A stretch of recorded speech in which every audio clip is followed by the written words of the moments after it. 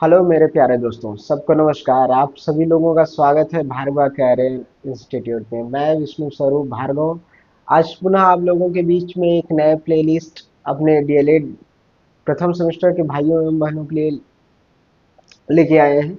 आज से हम एक नई सीरीज शुरू कर रहे हैं जिसमें हम अभी जो इस वर्ष एडमिशन हुए हैं 2025 में, उसमें डीएलएड के प्रथम सेमेस्टर की शुरुआत हो चुकी है। 2 महीने से क्लासेस लगातार चल रही हैं। आने वाले कुछ महीनों में आप इसके एग्ज़ाम भी देख पाएंगे। तो हमने प्रयास किया है कि ये जो आपके एजुकेशन के दोनों सब्जेक्ट हैं, पहला पेपर और दूसरा पेपर, इसका पूरा बृहद रूप से सब्जेक्टिव रूप में तैयारी कराई जाए।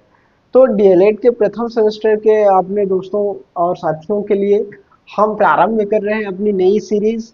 प्रथम पेपर बाल विकास एवं सीखने की प्रक्रिया होती है, जो कि अपने आप में ही टीचिंग एग्जाम में 50% कवर करता है। आप अभी न्यू एडमिशन लिए हैं तो इसका महत्व थोड़ा कम पता होगा, लेकिन आप जैसे ही 2 सेमेस्टर पास होकर टीटी या अन्य एग्जाम की तैयारी करना प्रारंभ करेंगे तो वहां आप देख पाएंगे कि बाल विकास का ये वाला पोर्शन जो है, प्रथम पेपर, अपने आप में ही बृहद है। कैसे?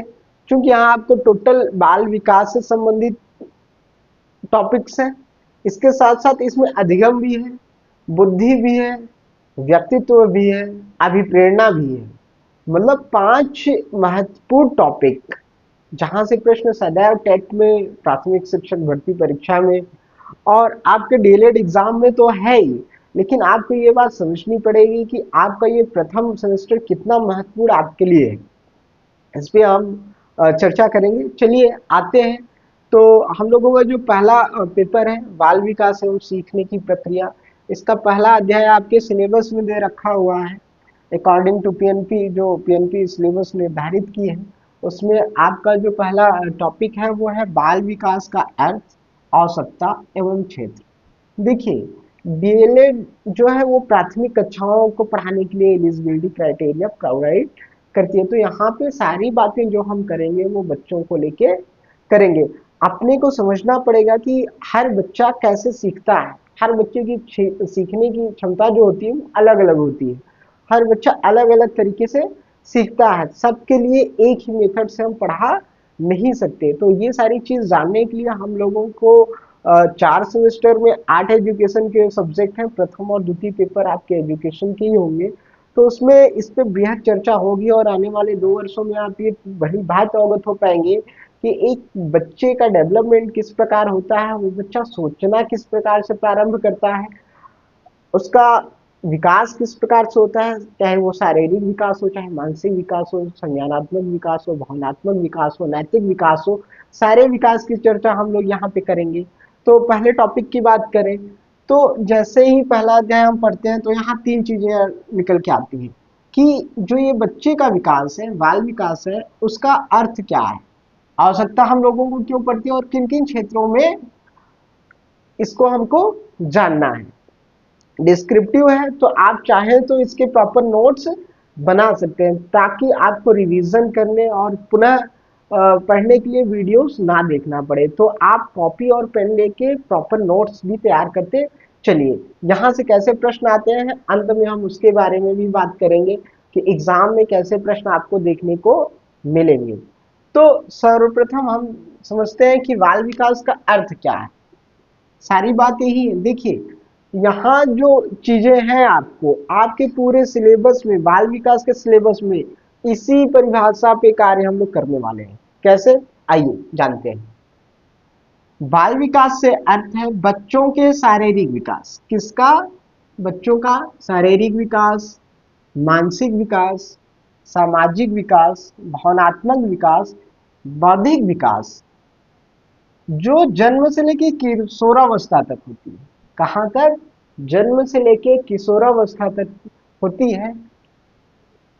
यह सतत एवं क्रमिक प्रक्रिया क्या है? देखिए, ये दो बहुत गूढ़ शब्द हैं, सतत एवं क्रमिक प्रक्रिया। सतत अर्थात कि लगातार। विकास जो होता है वो अचानक से नहीं होता किसी का भी, ये एक क्रम के अनुसार होता है, एक के बाद ही दूसरा क्रम आएगा। अर्थात बच्चा डायरेक्ट बोलना प्रारंभ नहीं करेगा। अगर हम भाषाई विकास की बात करें, किसी भी बच्चे का भाषाई विकास कैसे होता है, कई चरणों से होके होता है। पहले वो बबलिंग करता है, फिर क्रैमिंग करता है, और उसके बाद अंत में जाके वो धीरे धीरे माँ पा दा दो दो शब्द बोलना प्रारंभ करता है और अंत में जाके बोलना सीखता है। तो सारे बच्चों के साथ ये क्रम का फॉलो होता है। कोई भी बच्चा डायरेक्ट बोलना प्रारंभ नहीं करता। इसीलिए विकास की बात करें तो ये विकास क्या है, एक तो सतत है।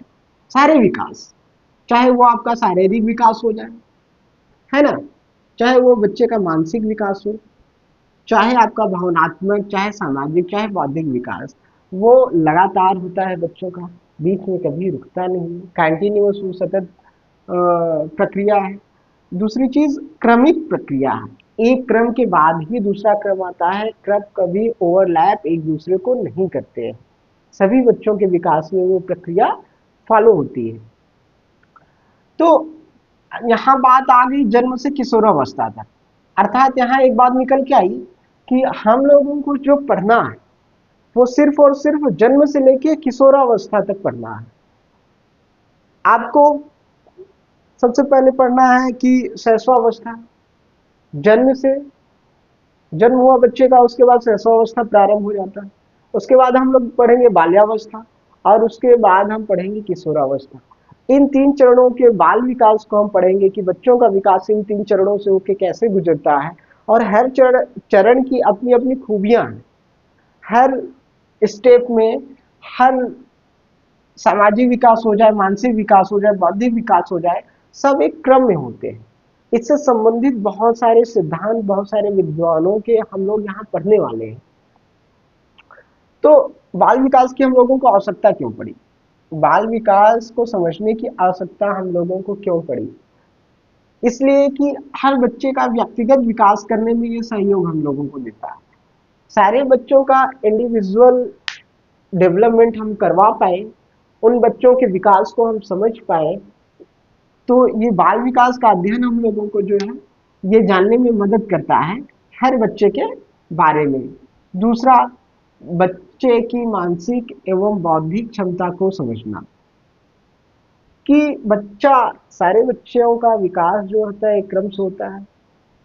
अलग अलग बौद्धिक क्षमता के बच्चे होते हैं, अलग अलग मानसिक अवस्था के बच्चे होते हैं। तो सभी बच्चों को समझने के लिए हमको बाल विकास का अध्ययन काफी जरूरी है। साथ साथ सामाजिक समायोजन बनाने में, मूल्यों एवं नैतिकता के विकास में बच्चों को क्योंकि जब बच्चा आता है तो समाजीकरण की प्रक्रिया जो होती है वो परिवार से प्रारंभ होती है, हम आप जानते हैं। तो जैसे ही बच्चा जन्म लेता है वो सामाजिक होता है क्या? नहीं होता। पहला सामाजिकरण की प्रक्रिया परिवार से प्रारंभ होती है। हम लोग अभी पढ़ेंगे, जब सीटेट की तैयारी करना शुरू करेंगे तो वहाँ पे सामाजिकरण अपने आप में एक चैप्टर दे रखा हुआ है, सोशलाइजेशन। तो वहाँ पे हम लोग इसको बहुत अच्छे से समझेंगे। तो बाल विकास का ये अध्ययन जो है बच्चे के सामाजिक समायोजन करने में भी ये मदद पहुंचाता है। बच्चे के मूल्य के विकास एवं नैतिकता के विकास में भी ये सहयोग हम लोगों को प्रदान करेगा। देखिए यहाँ से जो प्रश्न आएंगे डीएलएड में आपके, वो डायरेक्ट यही पूछेगा कि बाल विकास का अर्थ बताइए। एक नंबर में आपका बाल विकास एवं बाल विकास की आवश्यकता क्यों पड़ी, कुछ खूबियां बताइए, प्रकाश डालिए। एक नंबर में आपको ये देखने को मिलेगा। ऐसे ही बाल विकास के क्षेत्रों के बारे में भी वो बात करेगा, वो भी एक नंबर में आपको बात मिलेगा। और अगर दीर्घ उत्तरीय प्रश्न 2 नंबर में ये आता है तो ये तीनों को एक साथ समेटेगा और प्रश्न पूछेगा कि बाल विकास का अर्थ, आवश्यकता एवं क्षेत्र पे प्रकाश डालिए, है ना। तो आपको वहां पे टू द पॉइंट सिंपल सा लिखना है, एक पेज के अंदर आपको सारे नंबर मिल जाएंगे। तो नेक्स्ट हम देखते हैं बाल विकास के क्षेत्र। बाल विकास के क्षेत्रों की बात करें तो बाल विकास के क्षेत्रों में जैसे कि परिभाषा में स्पष्ट कर रखा हुआ है कि शारीरिक विकास पे हम लोग चर्चा करेंगे।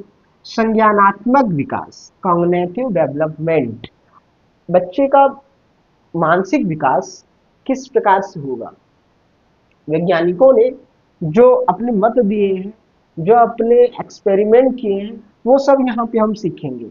यहाँ पे हम सीखेंगे अधिगम। अधिगम के बहुत सारे सिद्धांत, 8 से 10 सिद्धांत हम लोगों को अधिगम का सीखना है। लर्निंग कि कोई बच्चा सीखता कैसे है, और सारे बच्चों की सीखने की प्रक्रिया अगर अलग अलग है तो किस बच्चे को किस तरीके से अपने को पढ़ाना है या सिखाना है। ये सारी बातों पे हम लोग आने वाले वीडियोस में चर्चा करेंगे। भाषाई विकास, बच्चे का भाषाई विकास किस तरीके से होता है। सामाजिक एवं भावनात्मक विकास, नैतिक विकास। तो अपन को ये बाल विकास के क्षेत्रों में इन सारे टॉपिक पे आप यूं समझिए, शारीरिक विकास, संज्ञानात्मक विकास, भाषाई विकास, सामाजिक एवं भावनात्मक विकास एवं नैतिक विकास, आपका अपने आप में पूरा सिलेबस। इसके बाद आपका स्टार्ट हो जाएगा अधिगम।